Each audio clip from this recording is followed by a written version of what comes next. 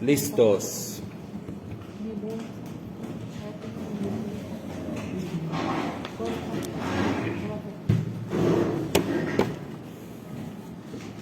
Ahí van las hojas.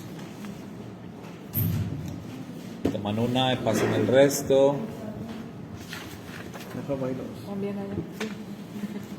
Bueno, ahí van. Shalom, bendiciones, bienvenidos. Estamos en la serie Las cartas del Rav Shaul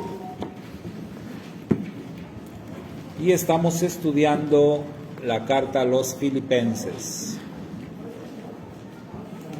Hoy vamos a estudiar el capítulo número 1, después de haber estudiado la introducción a la carta.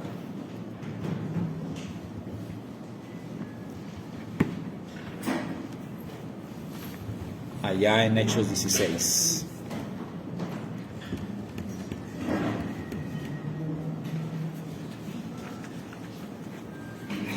Bien, ya todos tienen su hojita. Shalom, hermana Ketita.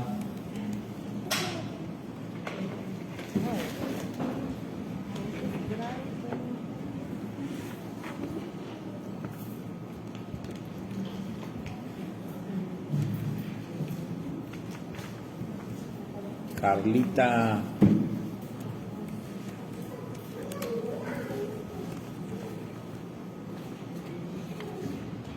Hermana Irene.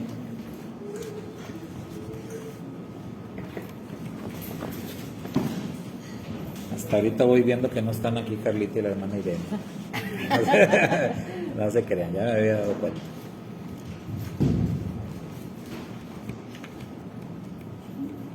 Que ahorita estamos poquitos aquí en la mesa.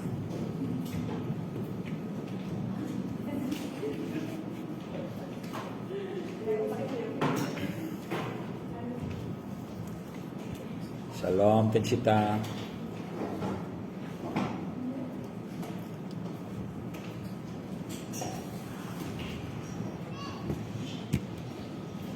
Bueno, el título para la clase de hoy, una mente optimista.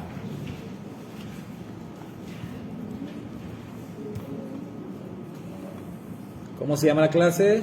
Una mente optimista. Eso. Vamos a terminar bien optimistas hoy. Bien optimista. Leemos juntos el texto, dice: quiero que sepáis, hermanos, que las cosas que me han sucedido han redundado más bien para el progreso del mensaje de la promesa de redención, de tal manera que tanto en el pretorio como a los demás se hizo evidente que mis prisiones son por Mashiach. Filipenses 1, 12 y 13. Muy bien. Otras versiones dicen el mensaje del Evangelio. Aquí como que la versión hebraica dice, aunque te cueste más trabajo, pero el mensaje de la promesa de redención. Para quitar la palabra griega. Bueno. Ver el lado bueno de las cosas malas que nos pasan no es tarea sencilla. ¿De acuerdo? No es fácil, ¿verdad? No es sencillo. Se requiere una virtud especial, virtud que el Rav Shaul tenía. Él tenía la capacidad de ver ese lado bueno aún antes de que fuera revelado. Es decir, esto es un ejemplo, ¿verdad? Para ilustrar el asunto. Si vas a viajar en avión y ya tienes tu boleto listo, y te costó carísimo, ¿verdad? Por cierto. Pero tuviste un contratiempo, se te hizo tarde y perdiste el vuelo. En ese momento no ves ningún lado bueno a lo que te está pasando. Pero luego te enteras que el avión se accidentó. Entonces puedes ver el lado bueno, ¿verdad? Pues sí, ¿no? Sí. Shaul tenía una mente optimista. Él, con los ojos espirituales, podía ver las cosas buenas que se derivarían de las cosas malas antes de que pasara. Entonces, cuando ya pasa, ¿verdad?, la situación, pues todos nos damos cuenta. En ese caso, a lo mejor está muy exagerado el ejemplo, pero, pues bueno, vas a decir, pues de la que me salvé, ¿verdad? Entonces, cuando perdí el vuelo y todo, me enojé, pues, perdí dinero, etcétera, pero ya cuando veo lo que pasó, pues qué bueno que lo perdí. Entonces, muchas veces se van a derivar cosas buenas de las cosas malas que nos pasan. Muchas veces.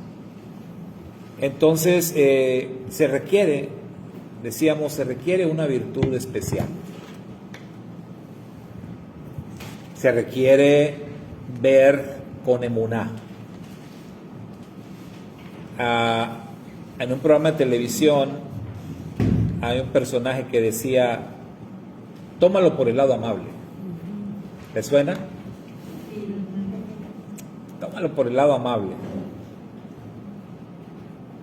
La gente que es optimista, hay personas así que son, vaya, su personalidad es así. Esto depende mucho de la personalidad.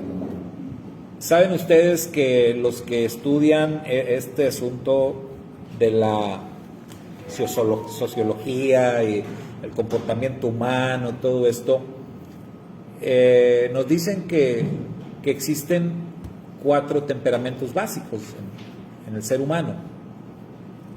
Entonces todos tenemos algún temperamento, alguno de estos 4 temperamentos como fuerte, ¿verdad?, en nosotros. Algunos tenemos una combinación de 2 temperamentos. Hay personas que nada más un temperamento lo tienen bien marcado. Y es bueno saber esto. Yo siempre les recomiendo conozcan esto del temperamento para que se conozcan un poco más a ustedes mismos, también para que puedan ver el tema de la afinidad, sobre todo los que están en edad que andan ahí teniendo novio, novia. Yo siempre les aconsejo, pues, chécate bien el tema del temperamento, ¿no? Si tú eres cierto temperamento, vas a ser afín a una persona con un temperamento muy distinto al tuyo, de hecho contrario al tuyo. Si terminas con una persona con tu mismo temperamento, pues lo más seguro que terminen divorciados, ¿verdad? No van a aguantar mucho. O puede ser que se lleven bien en una etapa como amigos, pero como pareja van a reventar, definitivamente. Entonces, por ese lado también es bueno conocer los temperamentos. Cuando somos así, de temperamentos iguales, tarde o temprano hay problemas. Pasa como en el tema de los imanes, ¿no?, que dicen que los polos opuestos, ¿verdad?, se atraen, pero los que son iguales se repelen. Y así pasa con los temperamentos. Si tú eres una persona colérica y vives con otro colérico, pues imagínate, van a salir chispas ahí. Entonces, si tú eres un colérico, necesitas un sanguíneo para que esté equilibrado el asunto. Pero bueno, ya luego podemos otro día platicar más de los temperamentos. Pero según el temperamento va a haber personas que son muy optimistas. El sanguíneo, hablando de temperamentos, el que tiene este temperamento sanguíneo es como que ese tipo de persona, muy optimista, muy alegre, que siempre sonriente, todo lo toma por el lado amable, es difícil hacerlo enojar. Así es un sanguíneo, ¿no? El colérico, pues, es todo lo contrario. El colérico tiende, de hecho, a ser pesimista. El colérico tiende a hasta deprimirse por cualquier cosa, ¿verdad? Así como se enoja de fácil, también se deprime y todo lo toma mal y no, me mira, y aún antes de que le pase algo malo, no, ya seguro me va a salir mal, todo me sale mal a mí, así. Entonces es bueno conocer este aspecto para conocerte a ti mismo y que sepas también qué temperamento tienen las personas con las que convives, porque así los puedes entender. Puedes saber que pues, es que esa es su personalidad, y la personalidad no cambia. La personalidad no cambia. Así como naciste con esa personalidad, así te vas a morir, ¿sí? Entonces, lo que uno puede cambiar es la actitud, eso sí. Uno puede cambiar sus actitudes, uno puede aprender a comportarse de una manera o de otra, pero tu personalidad siempre va a ser la misma. Entonces, lo que puedes hacer es moldearla, ¿sí? Uno puede moldear su personalidad, pero nada más. Siempre pongo el ejemplo de Pedro, Kefa. Pedro, ¿qué carácter piensan que tenía? Un colérico, pero de número uno, ¿verdad? Un colérico melancólico, ese, así como su servidor. Yo soy colérico melancólico. Entonces, así Kefa era colérico melancólico, se puede apreciar en su carácter. Sin embargo, vemos un Pedro diferente en sus cartas, y vemos que lo que pasó con Pedro no es que cambió su personalidad, o sea, sigue siendo el mismo, pero lo que hizo fue encauzar su personalidad, ¿sí?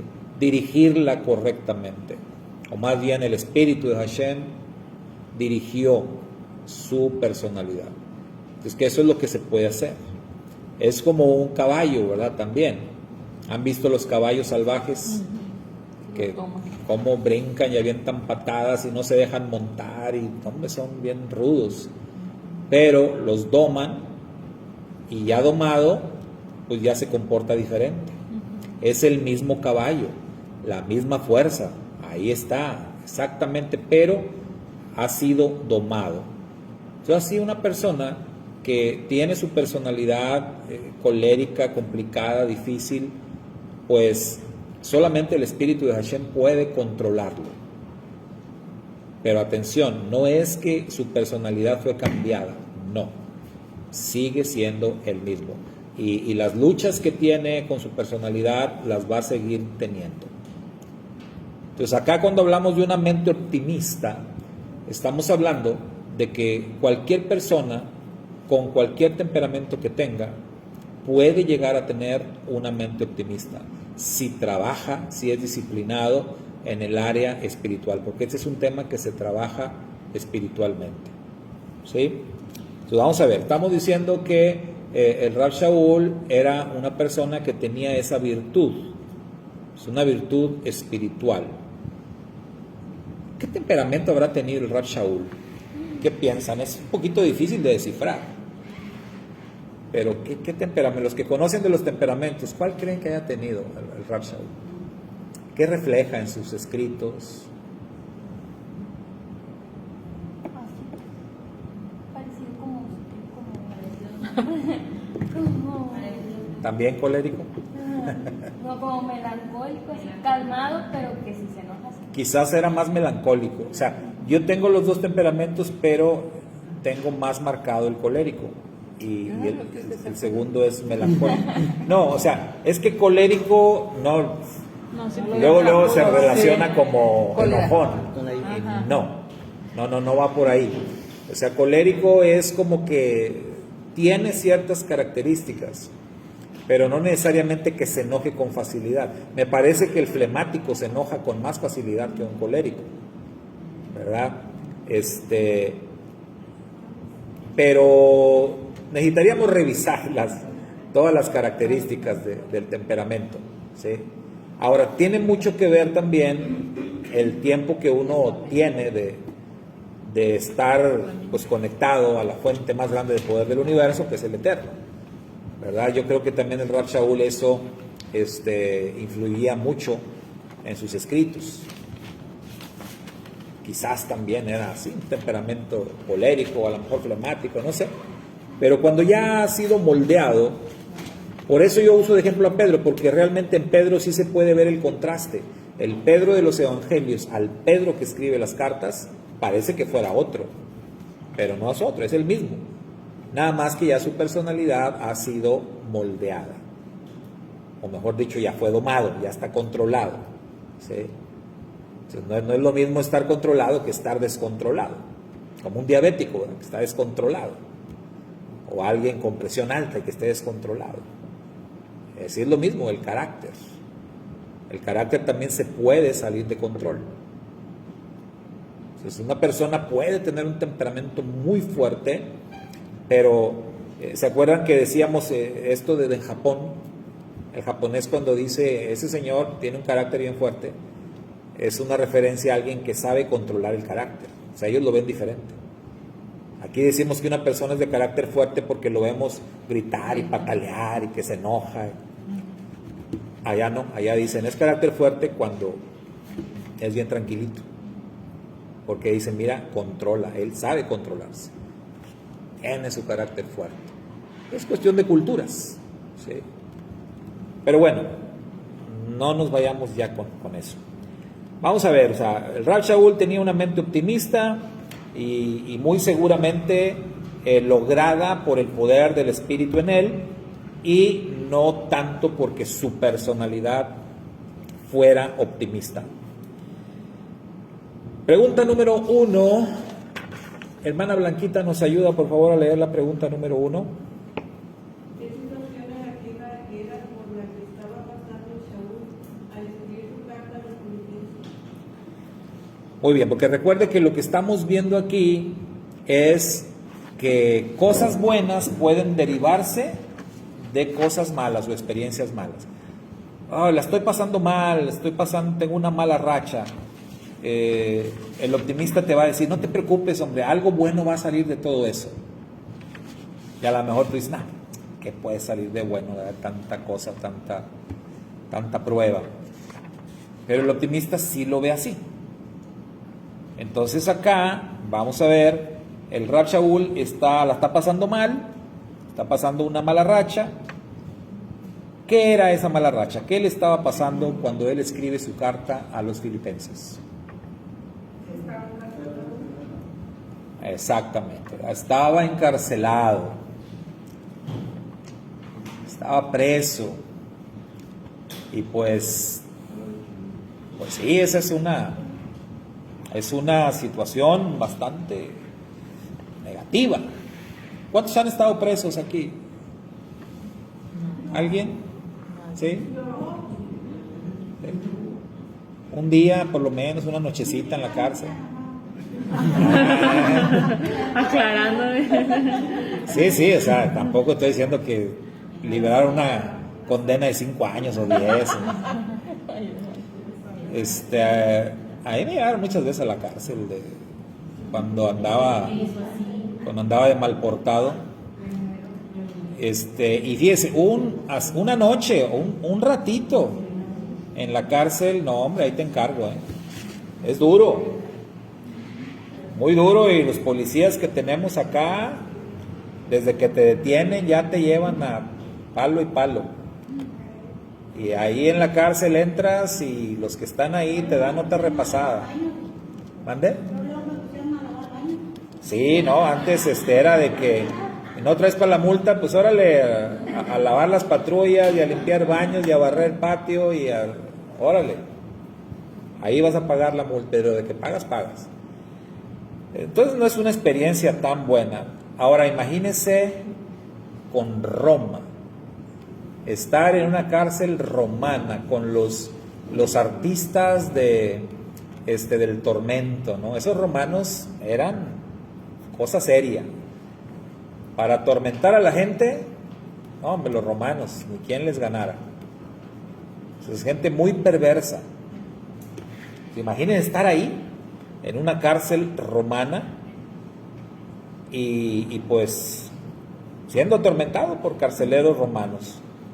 Seguramente no era nada sencilla la situación que estaba pasando el Rab Shaul. Sin embargo, al leer la carta a los filipenses, ¿saben qué tema es el que se destaca en toda la carta?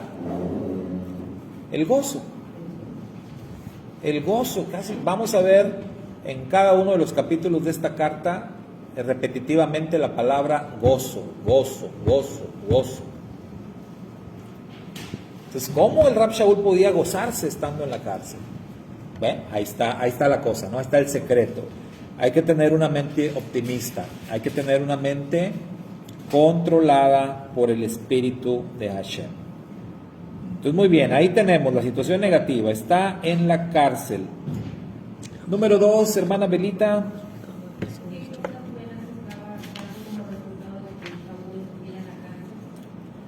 Ahí mismo nos dice, o sea, ya tenemos, hay una situación negativa, hay una prueba que el Rab Shaul está pasando, pero él dice, están pasando cosas buenas, ¿verdad?, derivadas de mi encarcelamiento. O sea, porque yo estoy en la cárcel, está pasando esto de bueno. ¿Qué era, hermano? ¿Qué cosas buenas estaban pasando? ¿Qué leen por ahí? Más del mensaje. Muy bien, se está hablando más del Mashiach. O sea, como que dice el Rab Shaul, mira, cuando andaba yo allá afuera predicando y todo, pues casi, pues, muchos no predicaban, nada más andaba yo y algunos colaboradores, ¿no? Y dice el Rab Shaul, ahora que estoy en la cárcel, mira nomás, cuánto predicador, ¿no? Ajá. Se está el mensaje de veras. Se atreven mucho más a hablar la palabra sin temor. Y muchos, y él dice, debido a mi encarcelamiento, han surgido muchos más predicadores del mensaje de Mashiach. Entonces, pues eso era algo bueno. Eso era algo positivo y se está derivando de la prueba que está pasando el Rab Shaul. Número 3. Aseret, ¿nos ayudas por favor con la 3? En medio de su situación, Shaul tenía muy presentes a los filipenses y no dejaba de orar por ellos. ¿Qué datos específicos nos da nuestro texto respecto a la oración de Saúl por los filipenses? Vamos a ver, hermanos, ¿qué encuentran por ahí? ¿Qué datos específicos? Es decir, cómo oraba por ellos, o qué oraba, qué pedía, qué decía.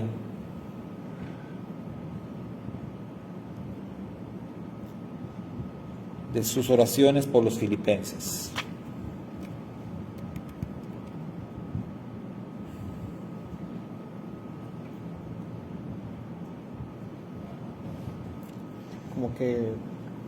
como que son los más afectados en su servicio, porque lo primerito que dice después de dar gracias y todo es que es a causa de su participación que les está, como que es más fuerte las pruebas para ellos. Ok. Pero, ¿de qué manera oraba? Ya dijiste algo ahí, ¿verdad? Que daba gracias. Entonces él oraba por los filipenses y en su oración el Rab Shaul daba gracias. Doy gracias siempre por todos ustedes. Eso es una manera. La oración de gratitud, ¿verdad? Como la conocemos, pues debiera ser siempre pues más presente en nuestra vida, más, ¿cómo diríamos? Más enriquecedora. Yo recuerdo que cuando hacíamos servicios de oración y teníamos, ya ve siempre, ¿no?, un tiempo de gratitudes y un tiempo de peticiones. Y casi siempre pasaba eso, ¿no?, que era muy curioso, que decíamos, a ver, hermanos, tiempo de gratitudes, ¿no? ¿Alguien quiere dar gracias? Y pues en las gratitudes 2, 3 hermanos, ¿no?, expresaban gratitud, no muchos. Después, bueno, aquí como yo siempre les estaba insistiendo y enseñando sobre eso, pues ya después sí, no todos. Pero vaya, cuando visitaba alguna otra congregación, yo veía eso como algo común. La gente tiene muy pocas cosas por las cuales dar gracias, pero siempre tiene muchas peticiones. Entonces tú decías, hermanos, ¿cuántos quieren dar gracias? 3, 4, 5 manos. ¿Cuántos tienen una petición? Todas las manos se levantan. pues todos siempre tienen peticiones, pero la gratitud como que no hay mucha. O si hay gratitud, pues casi siempre era como que lo mismo, ¿no? La vida y la salud y ya. Entonces, a veces no estamos valorando, ¿verdad? Las cosas, no nos estamos dando cuenta de las bendiciones que el Padre nos da. Y rara vez alguien da gracias por otra persona. Que alguien diga, pues yo doy gracias al Eterno por el hermano fulano de tal. Es raro. Sí, casi no pasa eso. Entonces el Rab Shaul decía, yo siempre doy gracias por todos ustedes. O sea, siempre daba gracias por los filipenses. Eso es una postura muy interesante, muy optimista, ¿verdad? Por eso es una mente optimista. Pero ¿qué más? No nada más daba gracias. ¿Cómo oraba? Él dice, con gozo. Gozando. Su oración era con gozo. Siempre doy gracias por ustedes y siempre oro con gozo. Entonces, no con carga, no con tristeza, ¿verdad? Con gozo. Es un ingrediente muy importante en la oración. Debe ser esto, debe ser el gozo. Y no se malinterprete el tema del gozo pensando que te tienes que estar riendo, que no. Es diferente el gozo de la alegría, son conceptos distintos. La alegría como que sí se manifiesta. Una persona alegre, que está muy alegre, pues está sonriendo, ahí sí, ¿verdad? Y no puede disimular su alegría. Pero una persona que está gozosa no necesariamente se está riendo. Manifiesta su gozo.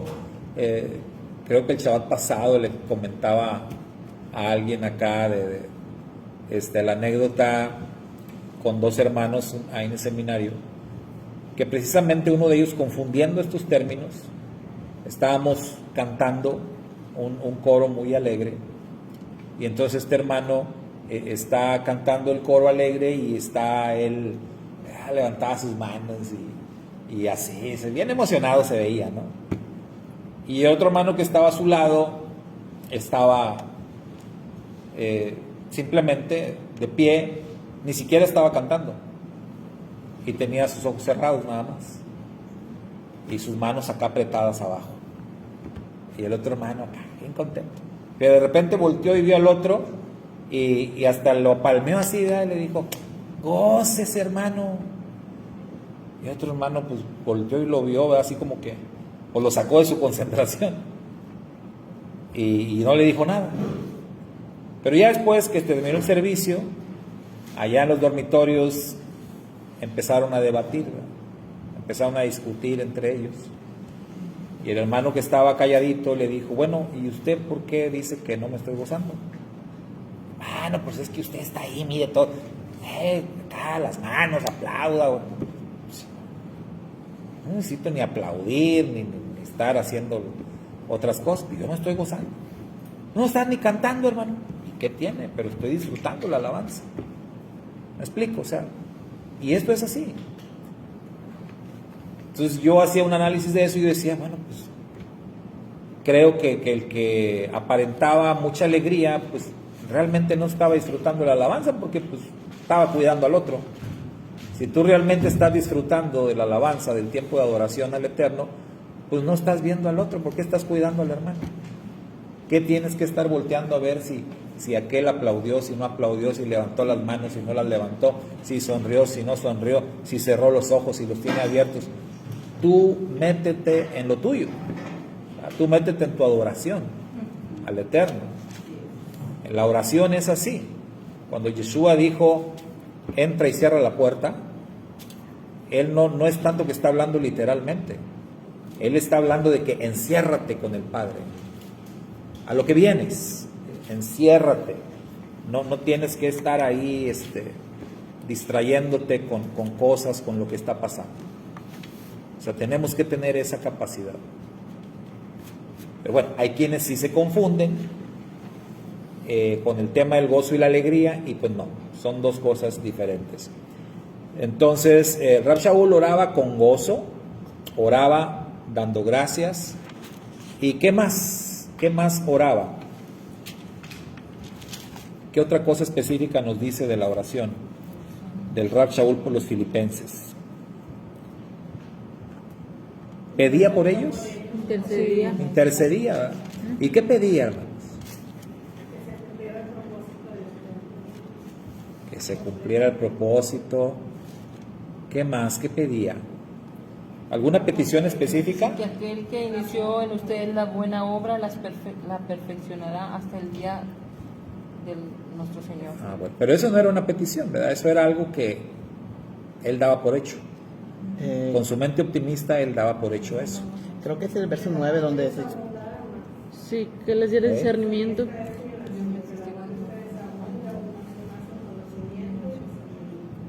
Fíjense qué interesante, hay tres conceptos ahí. El Rab Shaul siempre va a manejar el tema del amor de manera magistral. Él estaba convencido, como lo expresa en Corintios 13, sin amor nada soy. Entonces todo tiene que ir con la base sólida del amor. Entonces pide porque los filipenses crezcan en amor primero, pero él relaciona el discernimiento y ¿qué otra cosa? Conocimiento. Conocimiento, discernimiento Y entendimiento espiritual. con el amor. Ajá. Entonces es bien importante tener discernimiento, tener sabiduría, ¿sí? Pero siempre en amor. Entonces es algo que él pedía. Entonces recuerde que estamos viendo aquí el asunto de ver el lado amable de las cosas. O sea, en cierta forma, cuando él dice, pido al Eterno que les dé discernimiento, es como que ustedes puedan ver lo que yo veo, que ustedes también aprendan a ver el lado amable de las cosas, que ustedes también puedan ver los beneficios, las bendiciones futuras, y quizás que no las vamos a disfrutar nosotros, pero las van a disfrutar otros hermanos nuestros por nuestro sufrimiento. Entonces, qué padre que mi sufrimiento pueda traerle bendición a alguien más. Eso era lo que él veía. Lo mismo que vio el Mashiach, ¿verdad? Recuerden que el Mashiach, por el gozo puesto delante de él, sufrió la cruz. Entonces, el Mashiach vio las bendiciones que venían a futuro. Y eso es ser optimista. El Rab Shaul está siendo optimista y él quiere que los filipenses sean optimistas. Y por eso él pedía que el Padre les diera el discernimiento, que pudieran aprender a ver más allá incluso de esta vida. Muy bien, número 4, hermana Mari Félix. La icona frase del verso 6 era el lado bueno de una situación. Icónica. Icónica. La icónica frase del verso 6 era el lado bueno de una situación negativa. ¿Cuál fue específicamente esta situación? ¿Todos saben qué quiere decir icónica? Como reconocible o remarcable. Del verso 6. Icónica. Sí, siempre que no sepan algo, pregunten. Hermanos. Ustedes pregunten aquí y Iván les va a responder. Sí, cuando hablamos de un ícono, un ícono es algo que se vuelve un símbolo, ¿verdad? Se vuelve un símbolo, se vuelve un emblema, algo representativo. Eso es un ícono. Entonces, al decir una frase icónica, hablamos precisamente, como decía Iván, de algo muy reconocido, algo muy representativo. Entonces, ¿cuál es esa frase icónica del verso 6? Es como decir la frase que todo el mundo conoce, ¿no? Aquel que inició las buenas obras las perfeccionará. Es esa que me decían ahorita, ¿no? Aquel que comenzó la buena obra, él mismo la perfeccionará, ¿verdad? Hasta el día del Mashiach. Hasta el día del Mashiach. O sea, al decir una frase icónica, queremos decir que es una frase muy conocida. En las escrituras hay frases muy icónicas, o sea, hay textos muy, muy reconocidos, que todo el mundo se sabe, que todo el mundo ha escuchado. A veces hay unos que hasta los que no van a la iglesia se lo saben. ¿De veras? ¿Sí? ¿De verdad? Y hay otras que inventan, ¿no? No sé qué, hace días escuché a una conductora en televisión que se aventó una que dije yo, ¿qué? ¿Qué dijo? Una mentirota, pero... Por ejemplo, ese que dice que los tiempos de Dios son perfectos, así la mayoría de las personas se lo saben. Sí, y la Biblia nunca dice eso, ¿verdad? Dice Carlos, O sea, sí, literalmente la Biblia nunca dice eso. Ayúdate que yo te ayudaré, tampoco la Biblia dice eso. Dios aprieta pero no ahorca. Esas son frases icónicas del mundo. Bueno, ¿cuál dirían ustedes que es un texto icónico? Juan 3:16. Juan 3:16. Todo lo puedo en Cristo que me Todo lo puedo en Cristo que me fortalece. Filipenses 4:13. Hechos 16:31. Salmo 23:1. yo soy el camino, la verdad y la vida. ¿Cuál Sí. es? Yo soy el camino, la verdad y la vida. También. Yo soy el camino, la verdad y la vida. El Salmo 91, la mayoría. El Salmo 91, ¿verdad? El que habita al abrigo del Altísimo morará bajo la sombra del Omnipotente. Sí. O sea, vaya, la Biblia, bueno, ahí está, ¿no? Esto es un librote así de grande. Pero hay algunas frases que son muy, muy, muy conocidas, que todo el mundo cristiano, o casi todos, se las saben de memoria. A veces no saben la cita, pero saben la frase. Entonces, ¿ya se entendió? A eso nos referimos. Cuando decimos una frase icónica, es eso. Es una frase muy conocida en el mundo de los creyentes. Entonces, esta frase icónica del verso 6, decimos aquí, era el lado bueno de una situación negativa. La pregunta es, ¿cuál fue específicamente esa situación? O sea, el lado bueno es el que comenzó la buena obra, él mismo la perfeccionará. Ese es el lado bueno. Pero ¿cuál sería la contraparte negativa de esto? ¿O de dónde se desprende esto? ¿O por qué el Rab Shaul dijo esto? Pues todo lo que conlleva a tener la palabra, ¿no? O sea, las persecuciones, los malos tratos a veces, incluso también llegar a la cárcel o la muerte.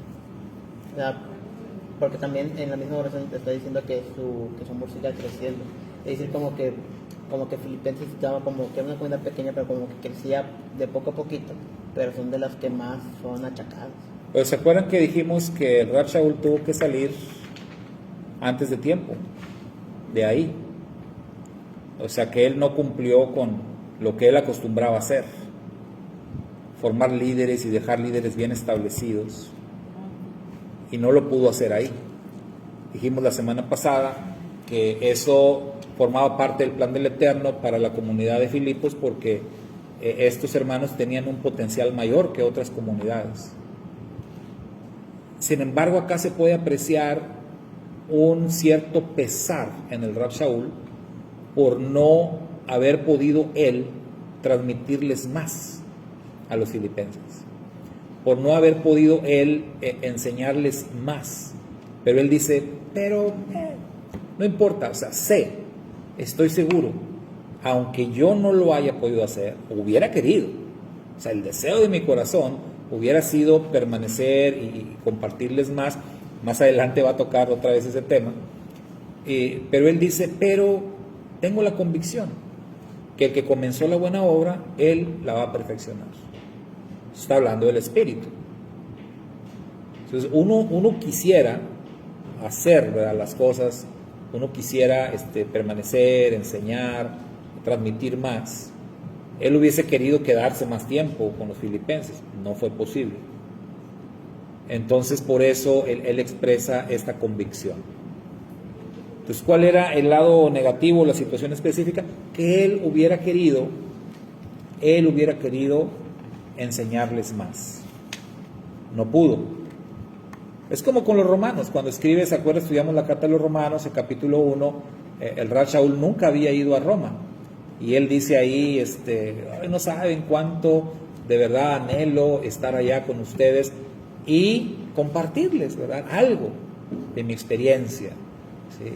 Enseñarles algo de lo que yo he aprendido". Pues acá en este caso es lo que se deja ver.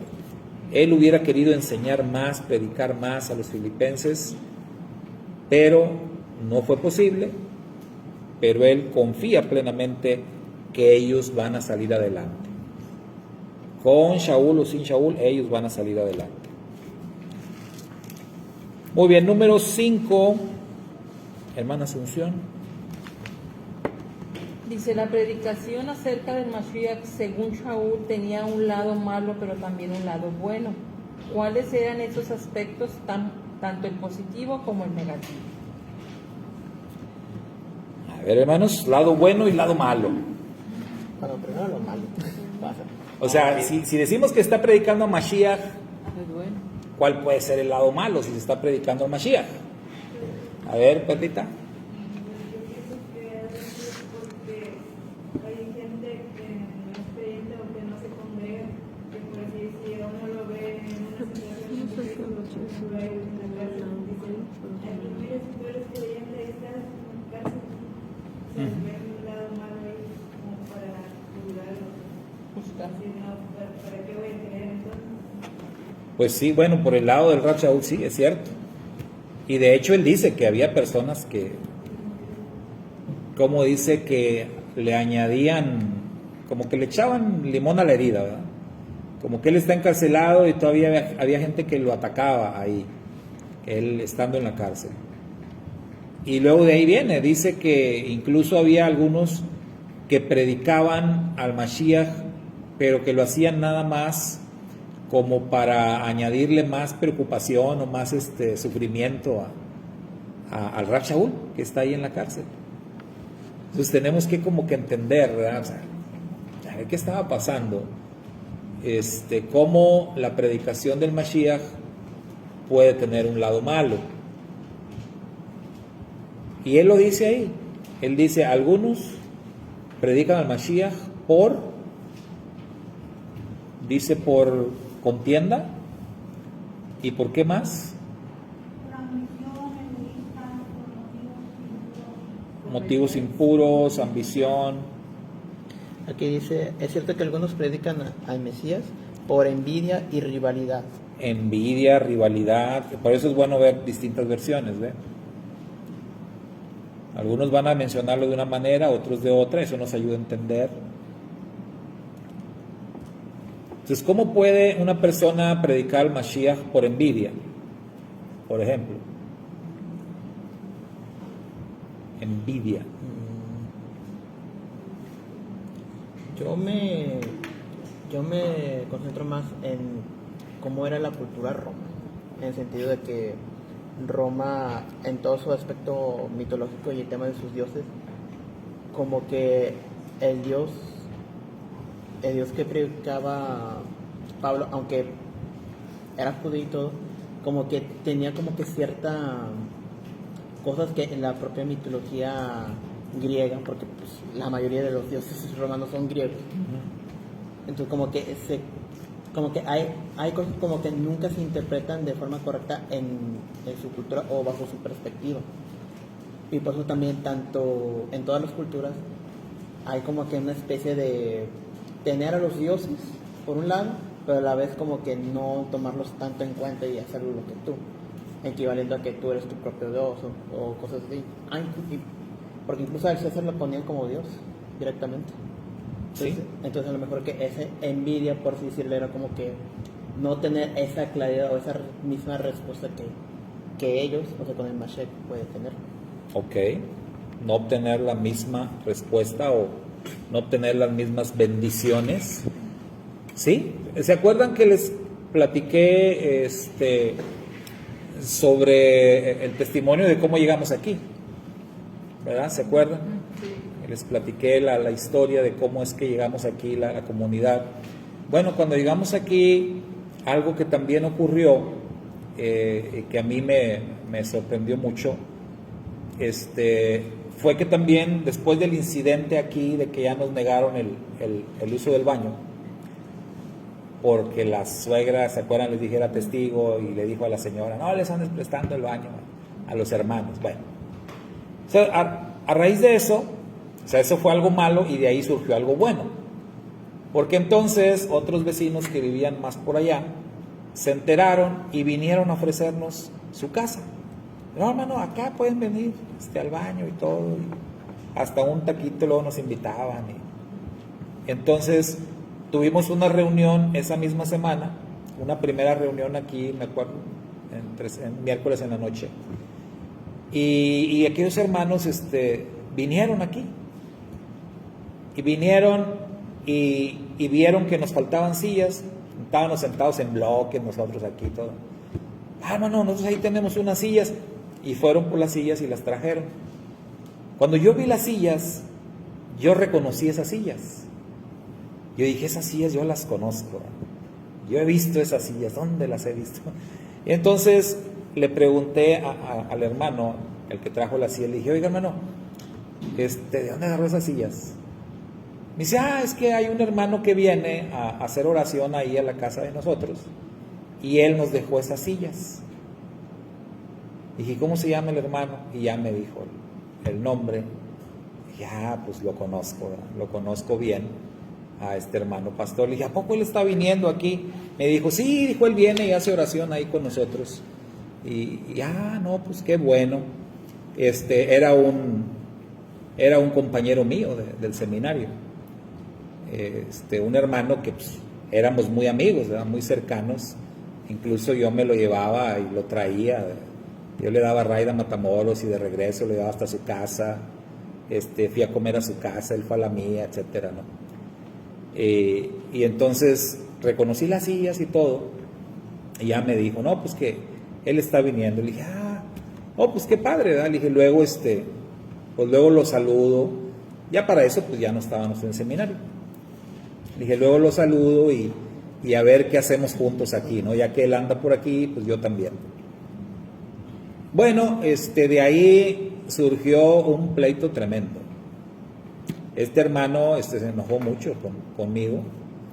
Se enojó mucho conmigo porque él dijo que yo me vine a meter a su territorio, que yo vine aquí y que no investigué.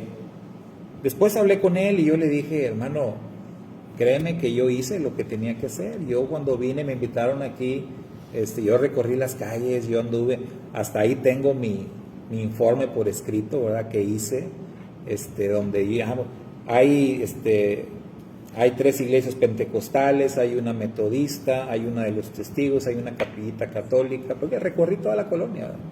Para ver qué era lo que había. Le dije, pues yo nunca, pues tú no tenías ni un letrero ahí, hermano, nada, o sea, yo cómo iba a saber, no soy adivino, ¿no? Que te estabas reuniendo ahí, y yo no sabía. Entonces yo llegué aquí y le platiqué el testimonio, ¿verdad? Cómo fue que llegué aquí. Le dije, yo creo que Dios nos trajo aquí. Entonces, pero no, bueno, él estuvo enojadísimo. Y luego peor, ¿verdad? Porque también les he platicado la parte de la hermana Corazón, la hermana que años atrás había venido y que me había dicho, Saúl, si un día ustedes se llegan a hacer un terreno, háblame, yo te voy a ayudar a construir el templo. Una viejita de 80 años, que también, cómo se dieron las cosas fue definitivamente algo que vino del Eterno, ¿verdad? Porque esa señora, esa hermana, ella vino sola. El hermano misionero que me traía los contactos, él me dijo un día, oye Saúl, fíjate que pues él recibía grupos, él le mandaban correos, grupos americanos, y él me dijo, oye, es que hay una hermana, es una ancianita, que me está duro y duro y duro, que quiere venir a México, que quiere conocer México, pero pues no es lo mío, yo traigo grupos, yo no traigo personas, pero dice, me ha estado tanto molestando, me dijo así, que pues ya la quiero traer, hombre. Me dice, ¿cómo ves? ¿La recibes? Y sí, claro. Pues sí, ahí, nada más, invítala ahí, no sé, ¿verdad? ¿Qué puede hacer? Dije, pues yo la voy a recibir igual como los grupos, ¿verdad? La invito el domingo a la iglesia y entre semana la invito allá donde vamos a predicar a las misiones, a las colonias y verá lo que ella quiera. Quiere conocer lo que hacemos, está bien. Y así fue. Vino la hermana ancianita, nos visitó, le dimos el recorrido, tocaba el piano, me acuerdo, la hermana Corazón el domingo, entonces, toque usted los himnos y nosotros cantamos, ¿verdad? Y bien bonito. No hablaban nada de español y nosotros pues ahí medio nos dábamos a entender inglés, pero ahí convivimos con ella. Eso sí, ya cuando se fue al terminar esa semana, ella me dijo eso. Y no se me olvidó, me dijo, Saúl, si un día Dios te provee de un terreno, háblame, yo te voy a ayudar a construir el templo. Pasaron años, viene toda esta situación, que vinimos acá, y me acordé y le digo a Gary, que así se llamaba el hermano americano, le dije, oye Gary, ¿te acuerdas de aquella hermana que vino? Ah, sí, Corazón, sí, la hermana Corazón. Le dije, oye Gary, ella me dijo esto, ¿cómo ves? Y hasta me dijo Gary, pues a ver si no se ha muerto, dice, porque ya ves que ya era grande la hermana. Dije, no, pues yo te digo porque ella me comentó, ¿verdad? Dijo, déjame checar. Y ya, él le habló, la contactó, y pues no pasó ni una semana, y vino el hermano Gary y me dijo, Saúl, agárrate porque esto viene fuerte. Ya contestó la hermana y dice que sí, que ella cumple su palabra y que ella va a poner todo lo que se necesita. Todo. ¿Pero cómo? Todo, dijo, todo, lo que haga falta. Entonces, que tú dale al proyecto lo que sea, lo que se vaya a gastar, ella lo va a poner. Dije, wow, pues bueno, pues empecemos, ¿no? Y así empezamos. Rápido, se empezó a trabajar aquí, se empezó a construir, y bendito el Eterno, Gary me traía grupos de americanos, de constructores, y los hermanos aquí también construyendo, todos trabajando. Los hermanos pastores me apoyaban, ¿verdad? También venían. Y todo eso, pues provocó una envidia tremenda en este hermano que había sido mi amigo íntimo, ¿verdad? Cercano, y más se enojaba. Pero no fue solamente él. Fue muy duro ver cómo esas situaciones traspasaban incluso agrupaciones misioneras. Había un grupo que se llama Ministerio del Río aquí en Estados Unidos que apoyaban también, y este hermano, amigo mío, lo estaban apoyando los hermanos del Ministerio del Río, y ellos tenían proyecto de construir una iglesia aquí, nada más que no habían conseguido todavía un terreno aquí en esta colonia, y por eso no habían iniciado el proyecto. Yo no sabía nada de eso, o sea, a mí Dios me trajo aquí, todo fue muy rápido, en menos de un mes ya se estaba construyendo. Y en medio de toda esa situación, ese hermano me dejó de hablar, un hermano americano que era director del ministerio ese que les digo, de Estados Unidos, también me dejó de hablar, yo porque lo veía en algunas reuniones. Una vez vino ese hermano aquí, vino a regañar a los pastores que me andaban ayudando a pegar blogs. Desde ahí, desde media calle, les gritoneó y que por qué me andaban ayudando. Todo este tipo de cosas. Entonces uno no piensa que estas cosas pasan, ¿verdad? Entre los creyentes. Pero sí pasan. Y es de lo que está hablando el Rab Shaul.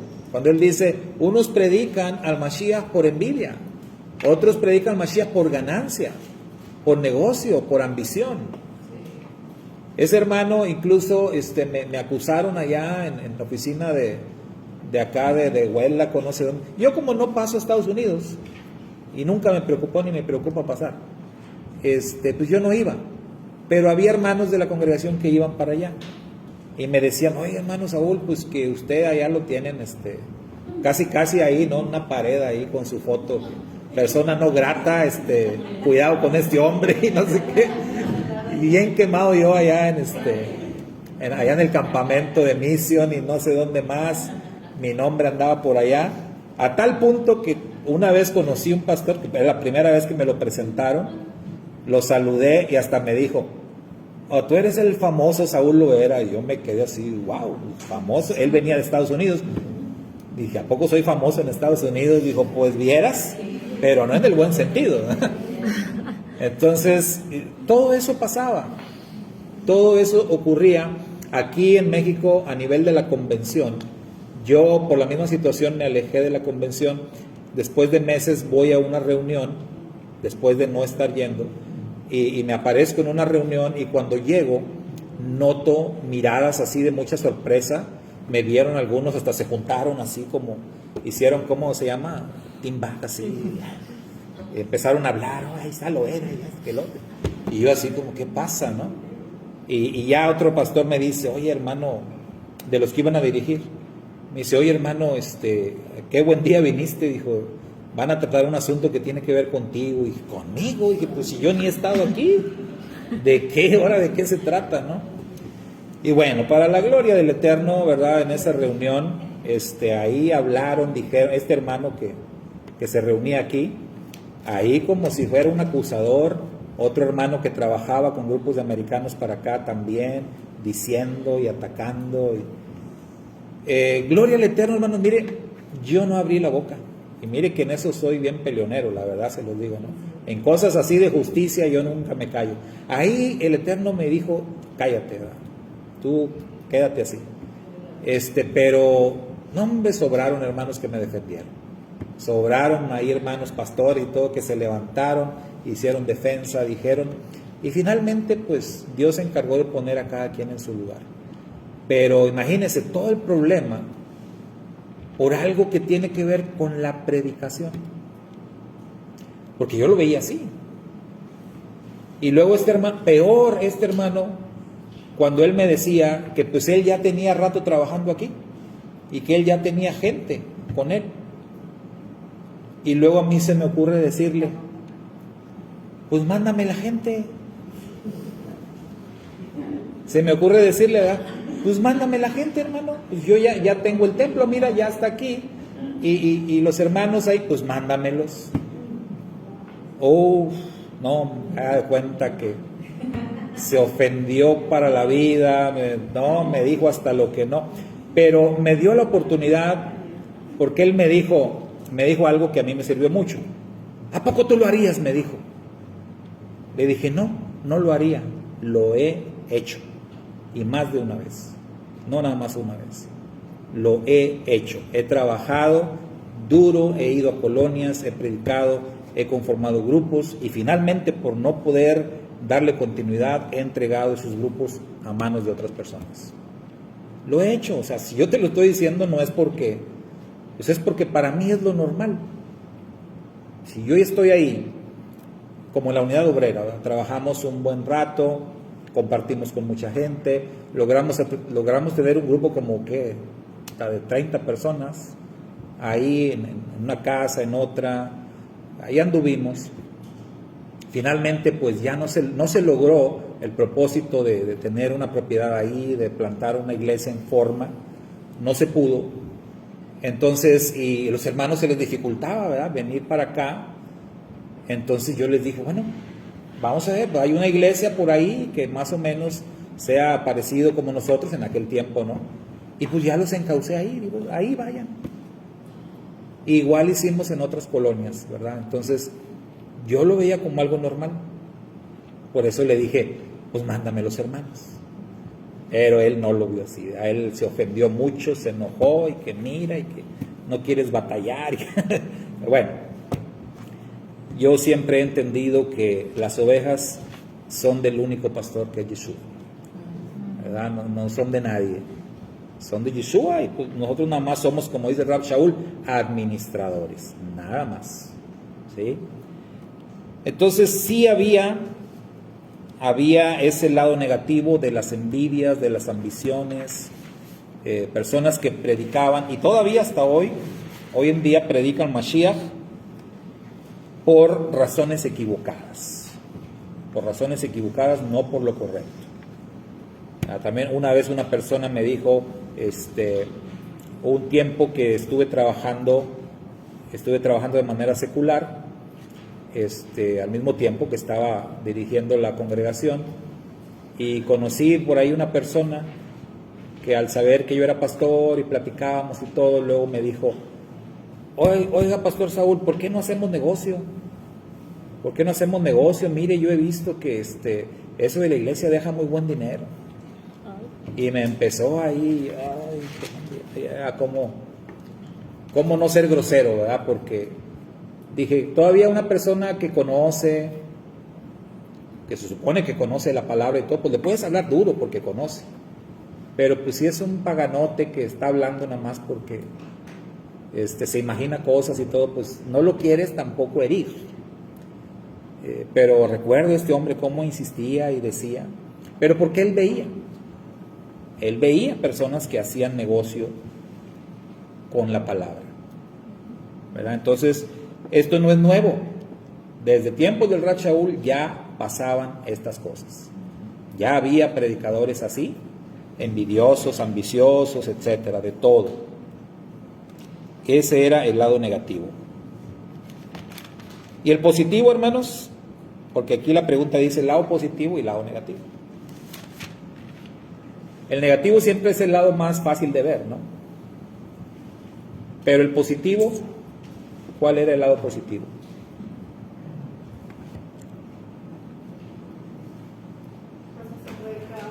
Proclamar y levantar. Lo que vimos ahorita, o sea, que se levantaron más predicadores. O sea, hermanos que al ver que el Rab Shaul está en la cárcel, dijeron, oye, alguien tiene que seguir con el trabajo, ¿verdad? Alguien tiene que seguir haciendo el ministerio que hacía el Rab Shaul. Porque al estar en la cárcel ya no puede él ir a hacer los viajes que hacía y todo. Pero eso se tiene que seguir haciendo. Entonces hubo hermanos que se levantaron y tuvieron iniciativa. Esto es como dijo Mashiach, si el grano de trigo no cae a tierra y muere, no puede dar fruto. Pero si cae a tierra y muere, lleva mucho fruto. Entonces, en ese sentido, el encarcelamiento del Rab Shaul propició que se levantaran varios predicadores, o sea, discípulos de él que se levantaron para continuar con la tarea. Y esa fue la parte positiva. Es que también otra parte positiva es, pensándolo así, desde que inició ese ministerio hasta nuestros días, es que en cierta forma todo el mundo ha sido bendecido, directa o indirectamente. A pesar de, porque todos aquí tenemos críticas contra la Iglesia Católica y todo, pero al final del día, pues lo que inició los apóstoles, lo que inició el Mashiach en la tierra, que siguió con los apóstoles y luego los discípulos de esos apóstoles, conformó todo esto. Al final del día, nosotros no hubiéramos conocido del Mashiach si nunca hubiera pasado por lo que tenía que suceder, por todo lo que pasó, lo bueno y lo malo. Entonces, exacto. O sea, pues sí, incluso gente, de hecho, antes de la clase le pregunté sobre un tema, o sea, el tema de la traducción, y pues para bien o para mal traducidos, bien traducidos, como hubiera sido, pues todos tenemos conciencia de que está la escritura ahí y tenemos el acceso universal de poder leerlo. Otra cosa es entenderlo, pero puedes leerlo. Sí, porque si nos hacemos la pregunta, si nunca se hubieran traducido las escrituras, ¿qué hubiera pasado? Si nunca se hubieran traducido las escrituras del hebreo al griego, ¿qué hubiera sido del mundo sin la Septuaginta? Pues diríamos como el Rab Shaul, el que comenzó la buena obra la terminará, de una manera o de otra, ¿sí? Pero también, como dice Iván, tenemos que dar gracias por todo lo que ha pasado en la historia, bueno o malo, todo lo que ha pasado, el resultado ha sido que aquí estamos nosotros estudiando la palabra, ¿sí? Todo lo que pasó, predicadores buenos, predicadores malos, lo que haya sido, pero estamos aquí, ¿verdad? Nosotros somos el resultado. Bueno, número 6, hermana Sirley.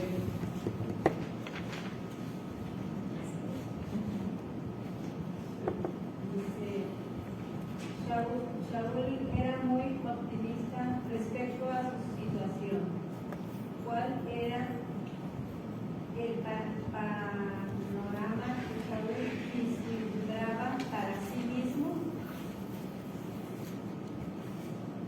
él veía, ¿no? Se asomaba a los posibles escenarios. ¿Y qué era lo que veía? ¿Qué era lo que él estaba vislumbrando? Porque él veía que podía salir en libertad. Era Es- una opción. Ese era uno, ¿verdad? Y la otra, pues, que lo mandaran matar por causa del evangelio. Y pues para él estaban bien las dos opciones. En vida o muerte. De ahí sale otra frase icónica, ¿eh? Para mí, el vivir es Mashiach y el morir es ganancia. Otra frase icónica. Entonces, él tiene estos dos escenarios. Él vislumbra, él analiza y dice, bueno, pues, de aquí o me sueltan y regreso a mi ministerio y todo, o de aquí ya salgo, pero con los pies por delante, ¿verdad? De aquí me van a ejecutar. Pero ambas cosas son buenas. O sea, otra vez aparece la mente optimista. Él dice, pues ambas cosas son buenas, porque pues si salgo, continúo mi obra, y para mí el vivir es Mashiach, pero pues si me matan, pues me liberan finalmente, ¿no? Me voy ya, me adelanto al reino, ¿verdad? Entonces, pues en ambas cosas él dice, estoy así como que hasta le dudo, ¿no? Si tuviera que escoger, dice Rav Shaul, pues no sé ni qué escoger, no sabría elegir, porque las dos opciones están buenas, ¿no? Cualquier persona cuerda diría, oye, pero ¿cómo consideras la muerte una buena opción? Bueno, el creyente es así. El creyente fiel, verdadero, pues ve la muerte como ganancia. Y él, ese era el panorama que él está vislumbrando. O seguir viviendo o morir, podía pasar cualquiera de las dos cosas. Y ahí vemos que, les decía hace rato, que él dice, en algún momento dice con mucha seguridad, aunque sé que los dos escenarios son posibles, dice, yo sé que lo que va a pasar es que voy a salir. O la mente optimista, o sea, finalmente, digo, en la mentalidad humana, el optimismo sería pues seguir vivo. Y él dice, sé que viviré y sé que voy a salir en libertad y sé que voy a estar otra vez con ustedes, mis amados filipenses, ¿verdad? Sé que todo va a ser así. Ahora, si vamos a la historia y checamos qué fue lo que realmente pasó, efectivamente, salió. En ese momento el emperador romano era Nerón. Era el que estaba al frente del imperio romano. Y extrañamente, Nerón soltó al Rab Shaul. Dicen los historiadores que el Rab Shaul compareció personalmente delante del emperador. ¿Recuerdan cuando el Mashiach dijo, este me va a ser útil y va a llevar mi mensaje en presencia de reyes y de príncipes? Y así fue, el Rab Shaul compareció ante el mismísimo César, ante el emperador, en este caso Nerón. Y señalan los historiadores de la época, historiadores romanos, que a Nerón le pasó algo luego de su encuentro con el Rab Shaul. Que a Nerón le pasó algo, dicen que hasta antes de su encuentro con el Rab Shaul, Nerón era un emperador, pues, digamos, estándar, sí. Pero que después de su encuentro con el Rab Shaul, perdió la cordura. Entonces los mismos historiadores investiguen y van a encontrar que dicen, quién sabe qué le haría este hombre, qué le dijo, pero que después de esa plática, después de ese encuentro, el Nerón, el emperador, empezó como que a patinar. Y que en medio de esa loquera, de su locura, lo soltó, lo dejó ir, pero al poquito tiempo lo mandó reaprender y lo decapitó. Y lo mandó decapitar. Y ya saben, el Nerón, pues lo acusan de haber incendiado Roma y todo. Entonces, pero dicen que todo fue a raíz de una plática que tuvo con el Rab Shaul. Entonces, más bien fue un encuentro con el Eterno. Se topó de golpe con la palabra y el poderoso emperador, el poderoso Dios romano, pues todos los emperadores eran dioses, ¿verdad? Según, mira, ahí acabó. Entonces, el panorama que el Rab Shaul vislumbraba finalmente se hizo realidad, los dos, porque sí fue puesto en libertad, pero por muy poco tiempo. Y ya después lo reaprendieron y entonces sí lo ejecutaron. Y fue el fin para el Rab Shaul. Entonces, finalmente, ¿qué tenían que aprender los filipenses de lo que le estaba pasando al Rab Shaul, hermanos? Toda esa situación que vemos ahí, ¿qué era la enseñanza para los filipenses? Ahí lo menciona con claridad, ¿verdad? Hacia el final del capítulo 1, el Rab Shaul les dice a los filipenses ¿qué tenían que aprender de todo esto? ¿Puedo leer las últimas? Ajá, sí. Lo que importa es que vosotros llevéis una vida digna de la buena noticia del Mesías, para que tanto si voy a veros como si estoy ausente, oiga de vosotros que os mantenéis firmes en un mismo espíritu y luchéis acordes por la fe de la buena noticia, sin dejaros intimidar en nada por los adversarios, lo cual es para ellos señal de perdición y para vosotros de salvación. Todo este viene de Dios. Pues a vosotros se os ha concedido la gracia de que por Mesías no solo que creáis en Él, sino también que padezcáis por Él, sosteniendo el mismo combate que antes me visteis y en el que ahora sabéis que me encuentro. Ahí está, muy interesante. El Rab Shaul prácticamente les está diciendo, mírense en este espejo y aprendan de mí, que todo lo que me está pasando a mí también les puede pasar a ustedes, o de hecho les dice, les va a pasar a ustedes. Ustedes han sido elegidos, ustedes son muy privilegiados, porque ustedes han sido elegidos para no solamente creer en el Mashiach, sino padecer por causa del Mashiach. Y eso, hermano, no cualquiera. ¿Se acuerda de Pedro y Juan cuando los azotan y salen bien contentos? Dice, bueno, nos tuvieron por dignos de padecer, de ser azotados por el Mashiach. Entonces, para un creyente, padecer por causa de su Señor es el mayor honor, el mayor de los privilegios. Entonces, no cualquiera se le concede eso. Y el Rab Shaul les dice a los filipenses, ustedes son muy privilegiados. A ustedes les ha sido dada la gracia, el regalo, no nada más de que crean, sino que padezcan. Ustedes van a ser diferentes a las otras comunidades, porque ustedes sí van a padecer, ustedes sí van a sufrir. Ustedes sí van a entregar incluso su vida por Mashiach. Así como me han visto a mí, ustedes van a recorrer el mismo camino. Fíjense qué tremendo. Entonces ellos estaban aprendiendo del mejor en ese sentido. Pues gloria al Eterno, ¿verdad?